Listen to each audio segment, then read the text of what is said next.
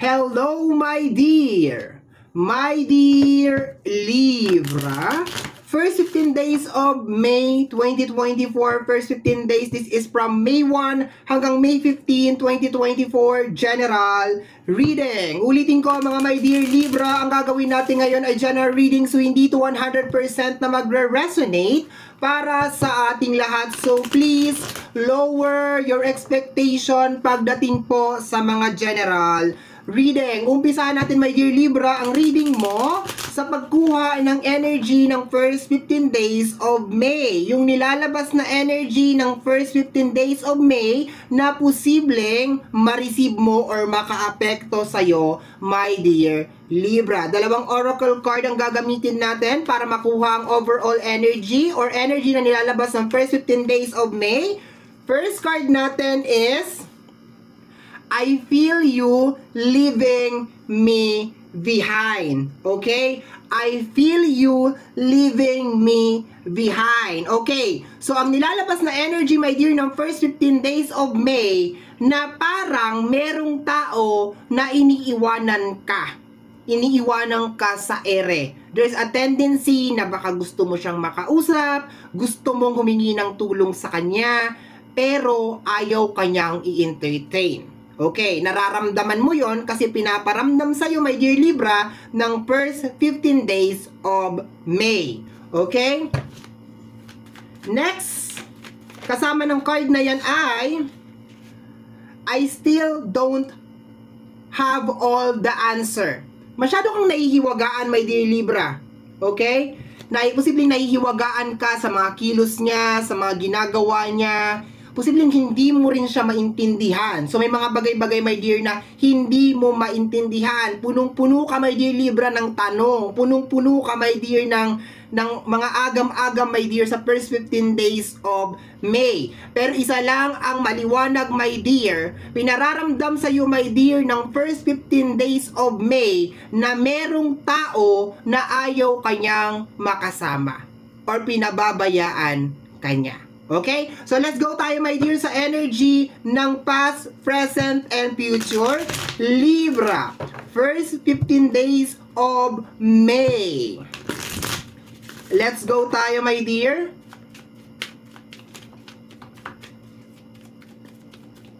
Past. Tingnan natin kung ano nangyari sa past. Pasilip po sa nakaraan.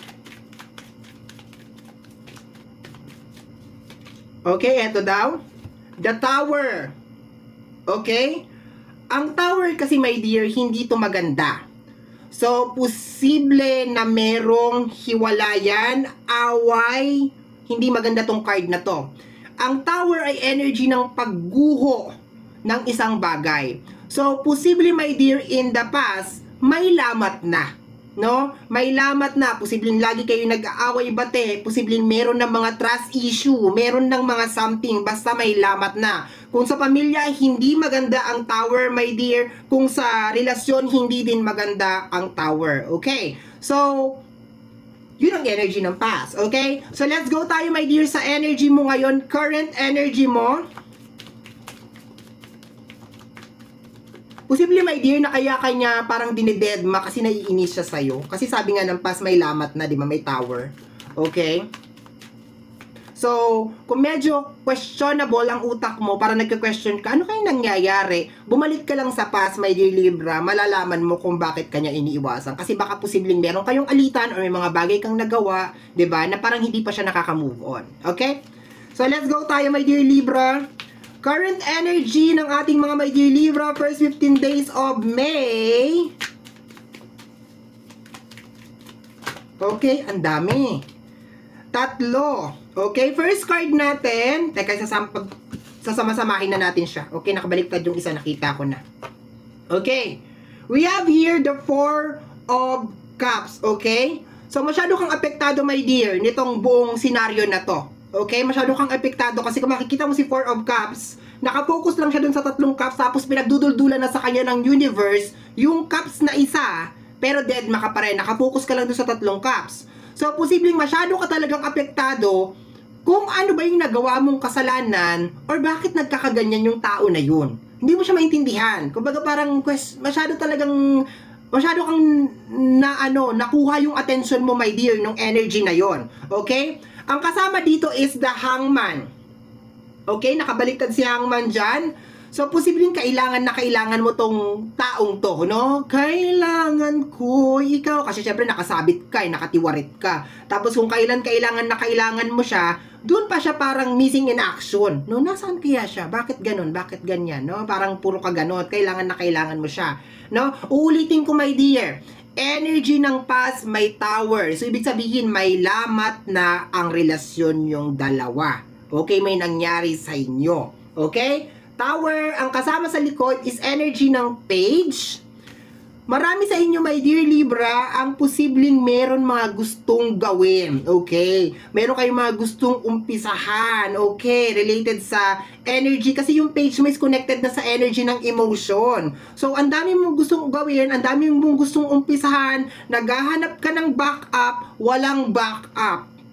Walang tao, walang gustong tumulong sa'yo, in short, my dear. So, parang nawiwirduhan ka. Ano nangyayari? Bakit parang hindi nila ako sinasang-ayunan? Bakit parang hinahayaan lang nila akong nandito sa ganitong sitwasyon? Balik tayo ulit, my dear Libra, sa card mo. Meron kang hangman. Pakititigan ng maigi si hangman, Libra. Okay, pakititigan. Tingnan mo yung kanyang ulo. Meron siyang halo. So, ibig sabihin, my dear, kung ano yung pinagdadaanan mo ngayong first 15 days of May, hindi yan aksidente. Nandiyan ka dahil meron kang matututunan. Yung pag-iwan sa'yo ng mga tao sa ere, talagang nakatadhana yan, my dear, na mangyari. No? Kasi, para maging matibay kang tao, parang ganon, kaya mo mag-isa. No? So, just in case, my dear, meron na nangyaring pananabang, iniiwanan ka ng mga tao, missing action yung mga tao, meron ka mga gustong mangyari, walang backup dancer, walang sumusuporta sa'yo, nowhere to found, missing in action ng mga tao, it is normal. Okay? It is really, really normal. Okay? So, punta tayo sa energy ng future. Energy ng future, Libra. Okay? Marami yun. Babalik ko. Hanggang kakapal. Abutin tayo dito ng bukas. Okay? Future. Ang daming gustong sabihin, my dear, ha? Ang daming gustong sabihin para sa future mo. Okay? Tingnan natin. Pasilip lang naman sa future. Ayun, isang piraso. We have here the Queen of Sword. Alam mo, my dear, ang Queen of Sword is one of a very smart card. Napakatalino nitong card na to, my dear. So, I think, ang sinasabi dito, my dear, in the future is, maiintindihan mo na, my dear Libra. Sa ngayon, siguro hindi mo pa naiintindihan ng mga bagay-bagay. Kasi, 'di ba, dala-dala ng emosyon mo, no? Siguro hindi mo pa ito maintindihan ngayon, my dear, kung bakit nagkakaganito, bakit may mga ganyan na nangyayari sa buhay mo. Kasi sabi mga listo, I still don't have all the answers. So hindi mo siya maintindihan. Pero sinasabi dito, my dear, ginaguaranteed ng ating card, ng ating bumay kapal, na in the near future, makikita mo rin kung bakit nangyayari yung mga bagay na yan sa'yo. Okay? So tingnan natin, my dear, additional cards tayo. Okay, so ibig sabihin mabibigyan ng linaw. Huwag mong pilitin sa first 15 days of May na magpaliwanag ka, bakit mo ko iniwasan, bakit di mo ko tinutulungan. Huwag mong pilitin. No? Huwag kang maging aggressive. No? Kung ayaw kang tulungan, okay lang. Kung ayaw kang kausapin, okay lang. 'Di ba? Huwag mong pilitin. May lamok. Okay, so let's go tayo, my dear. Additional message. 8 cards lang to, my dear. Okay? Iniiwasan ka ng mga tao, okay lang. 'Di ba? Let's go, my dear. Kasi may lamat na talaga in the past. So, baka meron kayong dating alitan nitong tao na to. Okay, let's go tayo, my dear. First card. Okay, we have here the 4 of Wands, energy of success. Okay, maganda tong card na to kasi energy of success. Ginaguaranteed lamang dito, my dear, na meron mang suporta ng mga tao sa paligid mo or walang suporta ng mga tao sa paligid mo, makukuha mo yung mga bagay na gusto mo. Okay? So, kailangan magtiwala ka sa sarili mo, my dear, na kaya mong maumpisahan yung mga bagay na gusto mo. may backup dancer ka man o wala, kaya mong sumayaw, di ba? Minsan kailangan lang natin maging creative, di ba? Okay, so my dear, what is this? We have here the High Priestess. My dear, ginagabayan ka ng ating buong may kapal kasi every time my dear na lumalabas si High Priestess, naglalabasan ang mga sagot sa mga tanong mo. So, sabi mo nga dito, I still don't have the answer. Hindi ko pa alam kung ano yung mga sagot. Dahan-dahan kasi, my dear. Dahan-dahan. Okay? Para exam lang yan, my dear. Para masagot mo yung isang buong examination, kailangan mo mag-review. Diba? Kailangan mong aralin ng mga bagay-bagay. Diba? Okay, let's go tayo, my dear. So, itong nangyayari sa'yo, my dear, sa combination ng 4 of Wands at ng High Priestess, ito yung isang daan lang din, my dear, para maging successful ka. Okay? Kasi karamihan naman ng successful na tao, my dear, normally talaga, mag-isa lang talaga yan sila. Malungkot ang mga buhay ng mga successful na mga tao. So, iwasan mo mag-emote-emote. Okay? So, let's go tayo, my dear. Kasama ng ating 4 of Wands and the High Priestess is the 8 of Swords. Trap card energy. Okay? So, eto lang, my dear, ang good news. Okay? Ang good news is, mag-uumpisa ang pagbabago ng buhay mo sa first 15 days of May. Bakit ko nasabi? Tingnan mo ang trap card na ito. Natatanggal yung blindfold niya. Yung tali niya ay dahan-dahan nawawala. To the point na nauna ang 4 of Wands, sumunod ang High Priestess at ang 8 of Swords. Ibig sabihin lamang dito, my dear, dahan-dahan ng mababago ang buhay mo. No? Kailangan kasi, my dear, para mabago ang buhay mo, kailangan mo ng change. Baka kasi ang ginagawa mo sa buhay mo is masyado kang nag-i-expect sa tao na tutulungan ka. No? Eh, hindi nag-work yun for the longest period of time. 'Di ba? Kasi, nagtataka kay bakit nila ako nilalayuan, bakit nila ako iniiwanan, bakit sila, baka nasanay ka kasi ng ganon, na laging maraming tao. No? Baka hindi yun ang daan para sa'yo. No? Okay, let's go tayo. Pero ang maganda dito, my dear, dahan-dahan nang nagbabago ang iyong buhay. We have here the 7 of Wands, defensive energy. Okay? Kailangan paglabanan mo to, my dear. Kailangan paglabanan mo to. Mind over matter tayo, my dear. Okay? Kailangan mind over matter ka dito. Kailangan mo tong pagdaanan. To the point, my dear, na may lamat na yung connection ninyo in the past, posibleng nagkabati lang kayo nito ulit. Nagkabati lang siguro kayo ulit, naging okay lang din yung lahat, tapos, pero fresh pa rin. Baka sa'yo okay na, naka-move on ka na, pero sa kanya, fresh pa rin, di ba? Okay, let's go tayo, my dear. Last 4 cards, my dear. My dear Libra.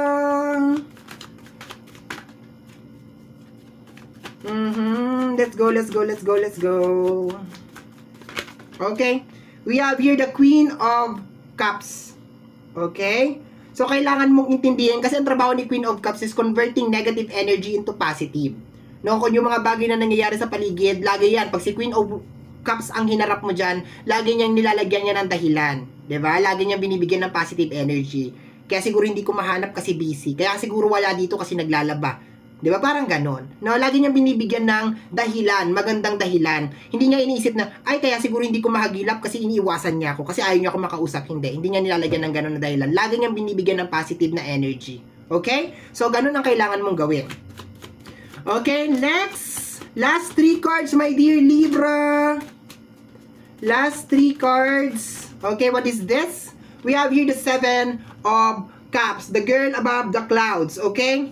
So, nakukuha ko dito, my dear, medyo ma-highlight din, my dear, sa first 15 days of May, kung ano yung mga importante sa hindi. Okay? So, expected mo na rin talaga, my dear, kasabay ng pagbabago sa paligid mo, is yung pagbabago din sa mga bagay na gusto mo. No? Mararamdaman mo rin, my dear, na parang meron kang mga bagay na kailangan mo munang isang tabi or kailangan mong iwanan. And then, ito muna kasi ito importante to. Ito hindi to importante. Next month na lang to. Parang ganon, no? So, ang laki ng pagbabago, my dear, na mangyayari sa first 15 days of May, hindi lamang sa mga tao sa paligid mo, pati na rin sa mga bagay na gusto mo. Marirealize mo na hindi mo pala sila kayang pagsabay-sabayin. No? Kasi iisa ka lang. Tapos wala pang gustong tumulong sa'yo. Tapos gusto mo sabay-sabay. Ano ka, octopus? No? Dami mong kamay. Okay, let's go tayo, my dear. Last 2 cards, my dear Libra. Okay, ang dami naman. Okay, last 2 cards, pero 3 cards yung ibinigay sa atin. The 9 of Cups, hintay ka my dear. The Nine of Cups is waiting cards. Dahan-dahan ibibigay sa iyo ng universe lahat ng mga minamanifest mo. Kasi ang partner nito is the Eight of Cups. Kailangan mo lang siguro maging matyaga talaga, my dear. And of course, kailangan mo maging adapted child, gano'n. Kailangan mo maka-adapt, my dear, no? Sa mga pagbabago na nangyayari sa paligid mo. Uulitin ko, my dear, lagi kong sinasabi to. Minsan, bigla na lang talaga nagbabago ang mga bagay-bagay. Yung akala mo Mercury drag sa kanto, paglabas mo barbershop na yan. Kasi walang permanente, my dear. Lahat nagbabago. So, pag nagbago ang tao, dapat matuto ka rin mag-adapt.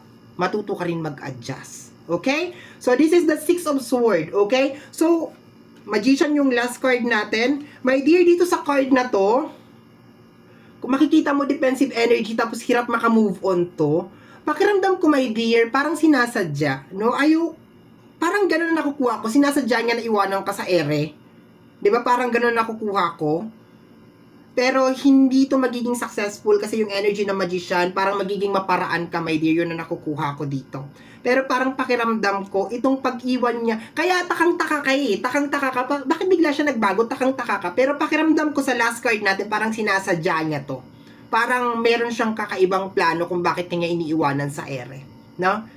Bottom deck of the card is the Two of Pentacles. Nakita ko, my dear, yung isang tao dyan, naging anino na lang. Okay? So, posibleng pababayaan kanya sa usapin ng pinansyal.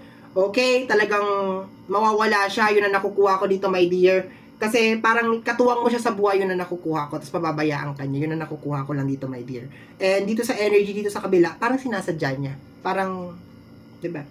Ulitin ko, may alitan na kayo in the past. So, walang imposible. Posibleng, diba, tinitake niya very personally ang mga bagay-bagay. Okay?